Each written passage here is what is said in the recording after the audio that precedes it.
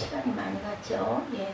믿는 남녀가 다 세례를 받았다. 12절에 보면 주는 그리스도시요 살아계신 하나님의 아들이시라고 고백할 때 물로 세례를 받으니까 그러니까 나는 예수를 믿습니다 하면은 요즘에는 교회 나오자마자 바로 세례 주는 게 맞아요. 그래서 세례는 어디서 받든 내가 내 마음에 그 마음이 빨리 나 세례 받고 싶다 이면은 어디서든 상황될 때 그냥 세례를 받는 게 맞다 생각합니다. 근데 오래 다녀도 왔다 갔다 해도 나 예수 믿어 하는 마음에 그 어떤 그 확실성이 마음에 없으면 마음에 찝찝하고 내가 세례를 받아야 될까 말아야 될까 이럴 때는 자기가 그 마음을 잘 점검을 해보고 아닌데 괜히 그 어떤 형식으로 받는 거는 옳지 않다라고 저는 생각을 합니다.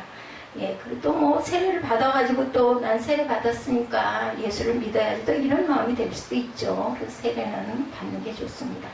고린도전서 10장 1, 2절에 우리 조상들이 다 구름 아래에 있고 바다 가운데 지나며 모세에게 속하여 다 구름과 바다에서 세례를 받았다 이렇게 말씀하고 있어요. 성령 받기를 기도했다고 15절에 우리 오늘 본문이 13절까지인데 그 뒤에도 말씀이 많으니까 40절까지니까 15절에 나와 있죠. 사도들은 사마리아 성 사람들이 하나님 말씀을 받았다함을 듣고 베드로와 요한을 보내어 성령을 받게 했어요. 성령을 어떻게 받을 수 있는가? 기도할 때 성령을 받을 수 있죠. 누가복음 11장 9절에서 13절에 보면 구하라 찾으라 문을 두드리라 구하는 자에게 성령을 주시지 않겠느냐. 구하는 자에게 주십니다. 전심으로 정말 뭐 이 생각 저 생각하면서 입술로만 하는 그럴 때는 절대로 성령 받을 수 없죠. 집중했을 때. 사도행전 1장 14절에 여자들과 예수의 어머니 마리아와 예수의 아우들과 더불어 마음을 다하여 오로지 기도에 힘쓰더라. 사도행전 2장 1절에서 4절 유명한 말씀이죠. 오순절날이 이름에 그들이 다 성령의 충만함을 받았어요. 예, 그 최초의 성령 강림 사건입니다. 사도행전 2장 1절에서 4절. 또한 안수할 때 성령을 받기도 하죠. 예, 나 힘이 그 영이 합해져가지고 그 힘으로 사도행전 8장 15절에서 17절 두 사도가 그들에게 안수하며 성령을 받은 자라 말합니다. 사도행전 19장 1절에서 6절에도 바울이 그들에게 안수하며 성령이 그들에게 임합니다. 말씀을 듣는 중에 성령을 받을 수도 있습니다. 사도행전 10장 44, 5절에 베드로가 이 말을 할 때 성령의 말씀을 듣는 모든 사람에게 내렸다, 임했다. 사도행전 11장 15, 6절에 내가 말을 시작할 때 성령이 그들에게 임하시기를 고넬료 과정이었죠. 그리고 8장 16, 7절에 사마리아 성 사람들은 빌립을 통해 예수 그리스도의 이름을 믿고 다 세례를 받아서 물세례를 받는 거죠. 그때까지 진리의 성령, 보혜사 성령을 받지는 못했어요. 성령 세례는 못 받아 물세례 받아도 성령 세례 못 받는 것도 많습니다. 이에 사도들이 그들을 위하여 성령 받기를 기도하고 안수하였고 그때 비로소 성령이 그들에게 임했다 말씀합니다. 사도행전 19장 1절에서 6절에 믿을 때 성령을 받았느냐 물어보죠. 베레아 사람들이 그들은 성령이 계신 것도 듣지 못하였다라고 대답합니다. 그러면 너희가 무슨 세례를 받았느냐 대답하되 요한의 세례니라. 그들이 듣고 주 예수의 이름으로 세례를 받으니 바울이 그들에게 안수하며 성령이 그들에게 임하셨다. 물세례 받기 전에 성령 세례를 먼저 받을 수도 있어요. 그죠? 사도행전 10장 47, 8절에 이에 베드로가 이르되 이 사람들이 우리와 같이 성령을 받았나니 누가 능히 물로 세례 베품을 그 말이요. 성령 세례 먼저 받고 물세례 다시 받아도 됩니다. 예수 그리스도의 이름으로 세례를 베풀라 하니라. 그들이 베드로에게 며칠 더 머무기를 청했다. 성령 받는 것을 보고 8장 18절 시몬은 사도들이 안수함으로 성령 받은 것을 보고 돈을 들여 그 권능을 사려고 하죠. 19절에 이런 그의 행동을 통해 성령을 받을 때 눈에 보이는 표적이 있음을 알 수 있습니다. 성령을 받을 때 보고 듣는 현상이 있습니다. 사도행전 2장 33절에 약속하신 성령을 아버지께 받아 너희가 보고 듣는 이것을 부어주셨다고 말하죠. 보는 것은 세술에 취한 듯 뭔가 좀 이상하죠. 예, 이런 그 모습이 나타납니다. 자, 그리고 듣는 거 방언을 하죠. 사도행전 2장 4절에 다 성령의 충만함을 받고 다른 언어들로 말하기를 시작하니라. 사도행전 10장 45절에서 46절에 성령 부어주심으로 말미암아 놀라니 이는 방언을 말하며 사도행전 19장 6절에서 성령이 임하심으로 방언도 행했다. 복음, 예, 복음은 예수 그리스도 하나님의 말씀이죠. 예수 그리스도께서 곧 복음이십니다. 하나님의 말씀, 하나님의 도가 곧 복음이라는 거 우리는 성령에 있는 것만 믿고 갑니다. 사람들은 본성상 변화를 싫어하죠. 변화로 인해 내가 누리고 있던 일상과 평안이 깨지는 것을 아무도 누구도 바라지를 않게 됩니다. 그러나 변화가 없다면 현실에 안주하게 되고 또한 성장이 없어요. 그렇죠? 너무 변화 없이 똑같이 밋밋하게 가면요 사람이 좀 이상해지더라고요. 예, 뭔가 좀 답답하고 그런 게 있죠. 그래서 변화를 조금씩은 있는 게 좋습니다. 변화를 만들 수도 있는 거죠.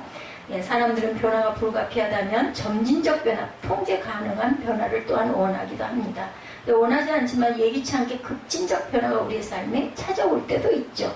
개인에게 찾아오는 급진적 변화라면 큰 사고를 당하거나 또 병을 앓거나 이런 것도 변화가 될 수 있죠. 또 우리가 변화를 만들 수도 있어요. 예, 생활을 조금 변화 있게 뭘 좀 취미로 뭘 배운다거나 산책을 한다거나 뭐 좀 움직여 보는 거죠. 집단적으로 찾아오는 급진적 변화는 코로나와 같은 감염이 되는 병이나 전쟁과 같은 것들이죠. 이런 일들은 강제로 우리 삶의 변화를 일으킵니다. 예루살렘 교회는 교회가 탄생한 이후 복음 전파와 능력 행함으로 믿는 수가 증가하여 안정적 성장을 이어가고 있어서 우리 인사 안 했죠. 외적 박해도 있었지만 잘 이겨냈고 내적으로 죄의 문제와 갈등의 문제도 잘 극복했어요. 그러나 스데반의 순교로 인해서 급진적 변화가 일어나게 됩니다. 1절이죠.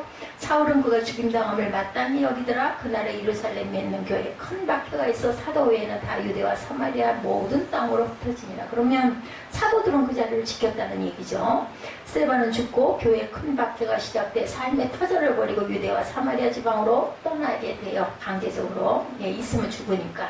또 하나님은 스데반을 보호하지 않으신 것일까? 왜 안정적으로 성장하는 교회를 강제로 흩어지게? 또 하나님의 뜻이 있었죠. 우리는 당할 땐 잘 몰라요. 그래가지고 원망도 하죠. 근데 나중에 보면 오히려 그게 더 잘된 일일 때가 많습니다. 사도행전 8장 1절은 1장 8절의 성취죠. 오직 성령이 너에게 임하시면 너희가 권능을 받고 예루살렘과 온 유대와 사마리아 땅 끝까지 이르러 증인되리라. 네, 우리 왼쪽에 그 말씀이 붙어 있습니다.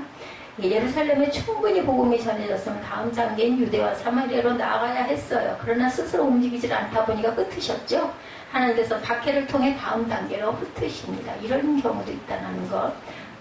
만약 스스로 온 유대와 사마리아로 흩어졌다면 이런 박해가 없었을까 하는 의문도 들죠. 그럴 수도 있겠죠. 근데 어찌됐든 간에 이렇게 흩어졌습니다.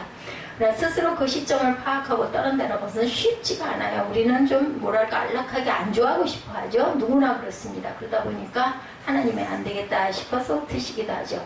그 당시에는 왜 이런 일이 일어났는지 모르지만 시간이 지나고 나면 그래야 했었구나라는 걸 우리가 깨닫게 되죠. 오늘 교회도 이곳으로 옮기고 나서 왜 옮기고 하셨나 깨달아집니다. 제가 이 자리에 온 것도 내가 왜 도대체 여기로 왔을 거야. 더 좋은 자리가 있었는데 하고 굉장히 후회를 많이 했지만 지금쯤 되니까 여기에 오게 하신 하나님의 뜻이 저쪽 저쪽에서 올 때 원당이죠. 원당 이름을 자꾸 저는 잊어버려요. 거기서 이쪽으로 오면서 우리 십자가가 딱 사거리에 보이고 또 레비가 유연 사거리라고 얘기를 할 때마다 그 유연로 19번지 우리 교회가 이 자리에 쓴 것은 하나님의 성령의 역사하심으로 아주 싫어가지고 안 오려고 그렇게 난리를 친 거 강권적으로 배틀어서 갖다 쫓아올 수밖에 없게 만드셨어요. 고집을 부리고 버티고 있으니까는 이쁜데 다 떨어져 나가게 하고 여기밖에 올 자리가 없게 딱 만드셨죠. 우리의 삶의 변화를 꾀하시는 그런 성령의 인도하신 전 참 이런 부분이 너무 많아 감사합니다. 오늘은 이런 변화의 교회가 어떻게 반응했는가 우리가 살펴봅니다. 박해에 의해서 강제적으로 흩어졌던 초대교회 성도들은 그 변화 이면에 계신 하나님께 순종했어요. 저처럼 자꾸 거부한 게 아니라 순종했죠. 저는 표적을 보고 순종을 하게 됐습니다. 순종의 결과가 그들이 거하게 된 성에 큰 기쁨이 있게 한 것이죠. 그리고 또 오고 나서도 얼마나 우리가 갈등을 해서 뭐야 도대체 아무도 안 와. 아무리 전도를 해도 아무도 안 와 했는데 하나님 뜻은 많은 숫자 있지 않았던 것을 또한 우리는 일반적인 부흥, 일반적인 전도 그리고 그 성장 이거를 바라는데 때로는 이럴 수도 있다라는 거 제가 다른 건 몰라도 죽기까지 끈기는 있다 보니까 끈기 있게 매달릴 거나마 믿으셨던 것 같습니다. 순종의 결과가 그들이 거하게 된 성에 큰 기쁨이 있게 한 것이죠. 고통스러운 변화를 수용했을 때 기쁨의 결과를 낳게 됩니다. 항상 고통을 통과해야 되는 거 이게 정말 부담스럽고 싫지만 좋은 것만 있었으면 좋겠는데 노 크로스 노 멸류관 크라운이라고 하죠. 이런 것처럼 꼭 그걸 극복을 하고 뚫고 나아가야 거기에서 기쁨의 결과가 있다라는 거. 핍박자 사울 얼마나 핍박을 했어요. 사울이 예, 사도 바울이 변화의 원인을 제공한 핍박자로 등장을 하죠. 1절에 사울은 그가 죽임당함을 마땅히 여기더라. 스데반 죽을 때 이런 건 믿어야 돼. 그때는 그랬던 사울이었다라는 거, 그죠? 그날에 예루살렘에 있는 교회에 큰 박해가 있어 사도 외에는 다 유대와 사마리아 모든 땅으로 흩어지니라 말씀하죠. 사울은 스데반의 죽음을 마땅히 여긴 정도가 아니라 스데반의 죽음에 깊이 관여하기도 하죠. 10장 58절에 보면 성 밖으로 내치고 돌로 칠세 증인들이 옷을 벗어 사울이라는 청년의 발 앞에 두니라. 여기 옆에서 그냥 그 두들겨 패고 돌로 칠 때 자기들 옷을 벗어가지고 사울이 거기 서 있으니까 그 발 앞에다가 두었다라는 거죠. 사울은 스데반의 죽음의 현장에서 증인들을 인솔하는 역할을 한 듯 보이죠. 그뿐 아니라 스데반의 죽음을 마치 공격 개시 신호탄으로 여기고 박해를 시작하기도 했습니다. 3절에 사울이 교회를 진멸할세 각 집에 들어가 남녀를 끌어다가 옥에 넘기니라. 진멸한다는 단어는 멧돼지가 포도원에 난입하여 마구 짓밟아 온통 쑥대밭을 만든 상황을 묘사할 때 쓰는 단어라고 합니다. 시편 80편 13절에 증거되어 있어요. 예, 사울은 집집마다 돌아다니며 그리스도인들을 잡아 옥에 막 가차없이 얼마나 힘세게 갖다 가두었을까요? 그죠? 그 인상을 한번 생각해 보세요. 사울의 그 모습, 그죠? 아직 못생겼잖아요. 그런데다가 인상까지 험악하니 정말 그 지옥의 마왕 같았겠죠. 교회를 쑥대밭으로 만들고 다녔어요. 잘했답시고 막 혈기가 왕성해가지고 굉장히 건강했던 것 같아요. 사울이 이렇게 활개를 칠 수 있었던 것은 사내들인 공회가 사울에게 권한을 부여했기 때문에 권력까지 받았으니 뭐 날개를 달았지. 그리고 그 배후에는 사울의 스승 가말리엘이 연루되어 있을 가능성도 있었을 거예요. 왜냐하면 아주 정통파 바리새파들이니까 얼마나 심했겠어요. 저 이상한 저 무리들을 다 때려 잡아라 이러지 않았겠어요? 가말리엘은 사내들인 공회에 잡혀와 사두개인들에게 죽임을 당한 사도들을 그냥 두어도 사라질 것이고 만약 하나님으로부터 시작되었다면 너희가 무너뜨릴 수 없다고 발언했던 인물이 바로 가말리엘이에요. 하나님으로부터 시작되었다면 무너뜨릴 수 없을 것이고 계속 이어질 것이다. 그런데 만약에 사람이 만들었다면 금방 주저앉을 것이다. 이렇게 말했던 그런. 그러니까 하나님을 아주 가말리엘은 인정을 엄청나게 했던 거죠. 바리새인들이 전부 다 하나님을 믿는데 예수를 안 믿은 사람들이죠. 악의 세력도 능력 있고 힘을 가지고 있기도 하죠. 그래서 두렵지만 두려워하지 말아야 합니다. 이들은 하나는 알고 둘은 모르기 때문에 안타깝죠.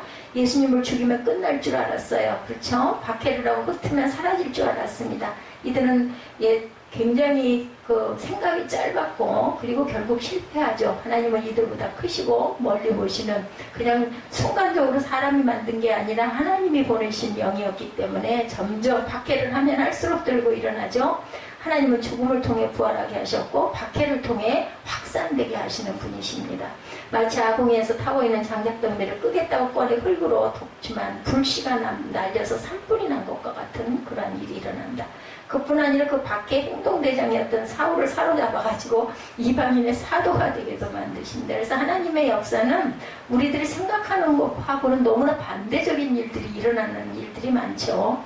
6장 9절과 9장 29절을 비교해보면 6장 9절에 보면 이른바 자유인들 즉 구레네인, 알렉산드라인, 길리기아와 아시아에서 온 사람들이 회당에서 어떤 자들이 일어나 스데반과 더불어 논쟁할세 이렇게 말씀하고 있고 8장 다음 장 9장 29절에 보면 또 주 예수의 이름으로 담대히 말하고 헬라파 유대인들과 함께 말하며 변론했다 이렇게 증거하고 있어요. 그 사람들이 죽이려고 힘쓰거늘 헬라파 유대인들의 회당에서 논쟁하던 스데반의 자리에 사울이 그 역할을 대신하는 것을 보게 되죠.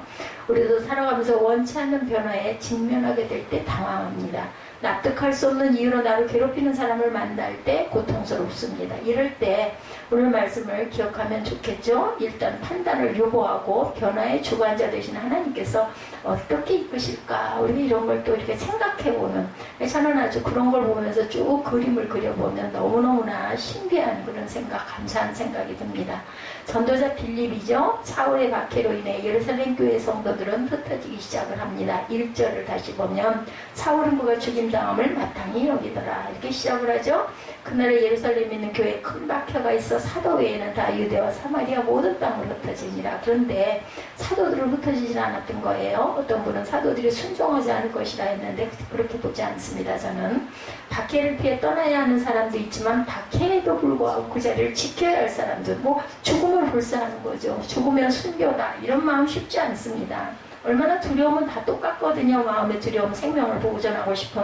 그럼에도 불구하고 떠나지 않는 건 죽으면 죽으리라, 이런 마음이죠. 4절에 흩어진 사람들이 두루다니며 복음의 말씀을 전한 이런 사람도 있는 거예요. 그 자리를 지키는 사람도 있고. 예루살렘 교회 성도들은 핍박을 피해 흩어졌어요. 신앙을 지키기 위해 많은 것을 버리고 떠나야 했습니다. 대개는 자신들의 연고가 있는 곳으로 갔을 것이고, 그런데 핍박자 사울은 살기가 등등해서 이들이 피한 곳마다 아주 심지어는 찾아다니면서 잡아 끌어다가 옥에다 가두었죠. 시리아 땅 다메섹까지 갔던 것을 보면 발본 세관하겠다는 사울의 지금 다리가 굉장히 건강했던 것 같아. 다리와 허리가 엄청나게 건강했던 사울. 저는 허리가 약하다 보니까 아직 부러워요. 걸음 잘 걷는 사람들을 보면. 옛날에 어렸을 때는 사람은 다 당연히 걸어 다닌다 생각을 했어요. 걸어 다니는 게 하나도 이상할 게 없어요. 근데 이제는 못 걷다 보니까는 걸을 때 걷는 사람들, 건강하게 걸어 다니는 아이들만 봐도 저는 너무너무 부럽습니다. 사울의 의지가 얼마나 강했는지 알 수가 있죠. 건강해야 뭐든지 발본색원도 할 수 있지, 저 같아가지고는 절대로 못 붙잡아요. 그죠? 그러니 흩어진 성도들은 사울의 힘이 미치지 않은 곳으로 수고해야 됐어요. 흩어진 자들은 그들이 머무는 곳에서 살면서 하나님께서 왜 자신들을 흩으셨는지 깨달았겠죠. 그것은 그곳에도 복음이 필요한 사람들이 있었기 때문에. 이렇게 흩어져 복음을 전한 자 중에 빌립의 일만이 기록된 것은 그만큼 특별했다라는 증거겠죠. 더 많은 일들이 있었겠지만 여기서 정말 대표적인 사건들만 기록한 것이 성경이다 보니까 이 빌립은 사도 빌립이 아니라 집사 빌립이에요. 그죠? 사도 빌립이 아닙니다. 구분을 위해서 사도행전 21장 8절에 이튿날 떠나 가이사라에 이르러 7 집사 중 하나인 전도자 빌립의 집에 들어가 머무니라. 전도자 빌립입니다. 5절이죠. 빌립이 사마리아 성에 내려가 그리스도를 백성에게 전파하니. 전도자 빌립이 사마리아로 갔다는 것이 특별한 이유는 당시 유대인들은 사마리아인과 상종을 하지 않았죠. 역사적으로 이들은 금송아지 우상을 섬겼고 이방인과 혼혈되었기에 종교적으로는 혼탁해졌고 혈통적으로도 이제 뭐라 그래야 되나, 한 민족이 아니라는 거예요. 막 섞였기 때문에 더럽혀진 저속한 자들이라고 생각을 하고 있습니다. 뭐 요즘에도 또 국제 결혼들을 많이 하기 때문에 이제는 그런 부분에 대한 것이 강하지 않았지만 그때는 얼마나 이런 부분이, 혈연에 대한 부분이 강했겠습니까? 그럼에도 빌립이 사마리아 간 이유는 사마리아는 핍박자 사울의 손이 미치지 못하리라 생각하고 아마 숨어서 도망을 갔을 거예요. 아니면 하나님은 어느 곳에나 계시다는 스데반의 설교에 영향을 받아서 사마리아도 문제가 되지 않았기에 갔을 수도 있죠. 어떤 이유로 사마리아 갔던 건 빌립만 알아요. 그죠? 나중에 천국에 가서 물어보세요. 만나가지고. 그곳에서 복음을 전했죠. 빌립이 사마리아에 가서 복음을 전했다고 그들이 쉽게 복음을 받아들이질 않았을 거예요. 유대인들이 사마리아인을 멸시했다면 사마리아인들도 유대인에 대해서 감정이 좋을 리가 없었겠죠.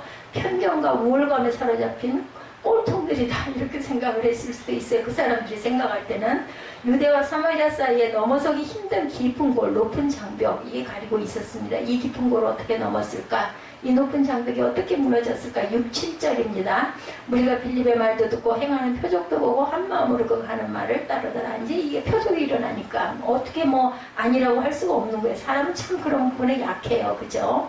많은 사람에게 붙었던 더러운 귀신들이 크게 소리를 지르며 떠나죠. 이런 것들을 보면서 또 많은 중풍병자와 못 걷는 사람들이, 그러니까 참 이 이적이 굉장히 중요한 거예요. 지금이라도 우리 교회에 제가 안진뱅이를 막 붙잡아 일으키고 벙어리가 말을 하고 장님이 눈을 뜬다고 해봐요. 이게 미어져 나가겠죠? 사람들은 그렇게 쫓아다니죠. 왜냐하면 너무 약하다 보니까 그런 현상에 자꾸 우리가 유혹을 받기도 하고, 옳은지 그른지도 모르고 그런 표적이 일어나면 막 몰려다니죠. 하나님께서 귀신이 떠나가고 병이 낫는 기적을 통해서 빌립이 전하는 말씀이 진리라는 것을 뒷받침해 줍니다. 저거 큰일 났네요. 성령의 능력을 통해 일어난 표적이 유대와 사마리아 사이에 장벽을 뛰어넘어 복음을 믿도록 가서 얘기 좀 하세요. 조그맣게.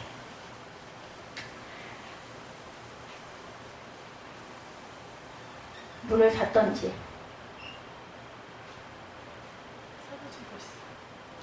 오늘따라 또 안 하던 일을 하네. 오늘날도 성령께서는 필요에 따라 이적을 행하신다라는 것 참 보면은 설상가상일 때가 많아요. 어떤 분은 요즘은 과학의 시대라서 이적이 안 일어난다라고 하지만 그렇지 않습니다. 천지를 말씀으로 창조하신 하나님이 이적을 못 행하실 일이 없죠. 그러나 그 판단은 하나님께 있다라는 거. 필요하다 판단되면 어떤 상황에도 행하실 것이고, 예, 그 병자들을 위해서 항상 우리는 기도하지만 이 부분이 고쳐질 수도 있고 고쳐지지 않을 수도 있는 또 하나님의 뜻을 우리가 알 수가 없으니까 데려가셔야 될 분이면은 아무리 그분을 위해서 누가 이적을 행하려고 한다 해도 그는 돌아갈 거고, 그렇지 않다면 또 우리의 그 진실한 절실한 기도를 받고 또 마음을 돌이켜 주시기도 하지만 그건 하나님 마음이시죠. 성령의 마음입니다. 예, 그 어떤 그 소망 공동체에 그 공주 지방에 있는 그곳에 계신 암 환자들과 파킨슨병으로 고통하는 분에게 안수기도를 하신 분들이 있다고 그래요. 신유의 은사가 있어서가 아니라 말씀에 그렇게 하라고 해서 그냥 하셨다고 그러네요. 야고보서 4장 14절 있죠. 너희 중에 병든 자가 있느냐? 교회 장로들을 정할 것이요. 그들은 주의 이름으로 기름을 바르며 그를 위하여 기도할지라 돼 있어요. 그죠? 의인의 간구는 역사하는 힘이 크다. 질병만이 아니죠. 인간의 힘으로 넘어설 수 없는 일들이 복음 안에서 가능할 때문에 우리는 기도를 합니다. 남북의 장벽도 마찬가지예요. 그죠? 지역 세대 간의 갈등, 진보와 보수 간의 깊은 골도 복음 안에서 우리는 제거되기를 늘 기도해야 합니다. 근데 오늘 말씀에 주목해야 할 것은 사마리아 사람들이 빌립의 말도 듣고 행하는 표적도 보고 한 마음으로 그 하는 말을 따랐다라는 거에 표적이 보였기 때문이었을 거라고 저는 이게 크다고 생각합니다. 표적이 주어진 이유는 그 말씀을 따르라고 주신 것이죠. 예수님 당시 유대인들은 많은 표적을 보았지만 계속 표적을 보합니다. 우리 그런 거 있죠. 뭐 좀 해주면 자꾸 더 달라고 하는 그런 우리의 속성들이 있어요. 그러니 누가 좀 나오면 막 더 큰 환자도 막 끌고 오고 침대를 끌고 올 정도로 지붕을 뚫고 내려오고 막 이렇게 하죠. 나을 것 같으니까. 표적이 지향하는 말씀을 따르는 것이 아니라 표적을 따라다니고 있다라는 거예요. 예수님의 오병이어의 표적을 보이셨을 때 많은 사람이 열광하며 예수님을 따라다니죠. 이들은 생명의 떡 대신 예수님을 믿는 게 아니라 떡을 먹기를 원한 거. 배가 고프니까 그 시절에는 정말 먹을 게 없었기 때문에 저 같아도 쫓아갔을 것 같아요. 예, 요한복음 6장 66절입니다. 그때부터 그의 제자 중에서 많은 사람이 떠나가고 다시 그와 함께 다니지 아니하더라. 그 떡을 또 먹을 수 없게 되자 이제 미련 없이 떠나요. 표적은 그쳤습니다. 그러나 우리에게 표적을 주시는 이유는 표적을 따라다니게 하는 것이 아니라 주님의 말씀을 믿고 의심하지 말고 따라다니라는 표적이죠. 사마리아 사람들이 표적을 통해 복음의 말씀을 따른 결과는 큰 기쁨이었어요. 8절에 그 성에 큰 기쁨이 있더라. 오늘 제목이기도 하죠. 복음이 전파되는 곳마다 참 자유가 있고 성령의 역사하는 곳마다 참 기쁨이 있었어요. 하나님에 의해 시작된 변화는 고통을 수반하지만 기쁨으로 열매를 맺게 되죠. 예, 자칭 큰 자 시몬이도 나옵니다. 빌립을 통해 사마리아의 한 도시에 복음이 들어가서 어떤 변화가 일어났는가를 단적으로 보여준 인물이 자칭 큰 자 시몬이죠. 9절과 10절이죠. 그 중에 시몬이라는 사람이 전부터 있어 마술을 행하여 사마리아 백성을 놀라게 하며 자칭 큰 자라 하니 낮은 사람부터 높은 사람까지 다 따르며 이르되 이 사람은 크다 일컫는 하나님의 능력이라 하더라. 복음이 들어가기 전에 사마리아는 마술을 행하고 있었어요. 마술이라는 것은 요즘과 같은 눈속임이 아니라 악의 능력에 의해서 이루어진 이적이었다고 합니다. 그 중심에 시몬이 있었고 그는 자신이 스스로 큰 자라고 했고 사람들은 하나님의 능력이 그 안에서 일한다고 생각을 해서 모두 시몬을 따라다녔다고 그래요. 빌립의 등장은 어찌 보면 시몬에게는 강력한 라이벌이 등장한 꼴이죠. 근데 의외로 시몬은 빌립을 대적한 것이 아니라 빌립을 따라다닙니다. 13절이죠. 오늘 본문 끝절. 시몬도 믿고 침례를 받은 후에 전심으로 빌립을 따라다니며 그 나타나는 표적과 큰 능력을 보고 놀라니라. 시몬도 놀란 거예요. 그죠? 그리고 따라다녔어요. 시몬도 믿고 침례를 받았다는 것이 참 믿음인가는 논란의 여지가 있다고 합니다. 어떤 그죠? 그냥 그 능력 나도 좀 받아보자 하고 침례를 받았을 수도 있겠죠. 그 이유는 이어지는 본문에 돈으로 사도들의 능력을 사려고 했죠. 그 뒤에 보면 더 큰 능력을 배우기 위한 위장 믿음일 수도 있고 믿기는 믿었으나 유혹되어 과거로 돌아간 병든 믿음일 수도 있지만 알 수는 없어요. 그 사람한테 물어봐야 되죠. 하나님은 아시겠죠. 분명한 것은 시몬조차도 빌립은 자신이 행하는 마술과는 차원이 달랐다는 것을 알았다라는 거죠. 빌립의 표적과 시몬의 마술이 어떻게 달랐을까? 얼핏 보기에는 비슷해요. 그죠?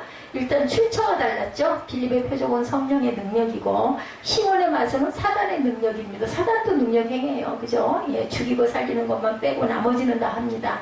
그 결과도 달랐어요. 마술은 사람들을 놀라게 했고 표적은 사람들을 기쁘게 했다라는 차이입니다. 목적도 달랐죠. 마술은 사람들을 따르게 했고 표적은 말씀을 따르게 하죠. 마술을 부리면 마술 부린 사람은 줄줄 따라다니지만 표적은 하나님 말씀을 믿게 합니다. 오늘날도 빌립과 시몬이 비슷한 모습으로 활동을 하고 있어요. 우리는 분별할 줄 알아야 되죠. 우리가 원하든 원하지 않든 변화는 우리의 삶에 불가피하게 찾아옵니다. 우리는 변화의 물결에 대체하느라 급급할 때가 많지만 변화의 물결을 일으키시는 분은 하나님이시라는 것을 믿고 바라보아야 되겠다. 때로는 하나님이 왜 이 변화를 내게 가져왔는지 바로 깨달지 못할 때가 있어요. 그렇다 할지라도 주어진 현재에 충실하다 보면 왜 그런 변화를 가져오게 하셨는가를 우리가 깨닫게 되고, 저 같은 경우에는 시간이 좀 지나고 지나간 일들을 이렇게 돌이켜보면 그림이 그려지고, 또한 지금처럼 이렇게 정말 꼼짝달싹도 할 수 없을 정도로 이렇게 어렵고 정말 빈곤할 수밖에 없는 이때에 하나님의 물질로 이렇게 연결을 해주신 것은 기적이다, 이런 생각이 들더라고요. 그거 제가 20년 전에 있었으면 남아 있었겠어요? 예, 없겠죠. 더 많이 10배가 있었어도 아마 없어졌을 것입니다. 참, 그래서 하나님께서는 우리의 필요를 아시고 꼭 필요한 부분에는 공급해 주신 하나님의 은혜가 얼마나 감사한지 모릅니다. 변화의 물결에 좌초하는 것이 아니라 변화를 통해서 큰 기쁨에 이르게 되는 저와 여러분들이 되시기를 주님의 이름으로 축복합니다.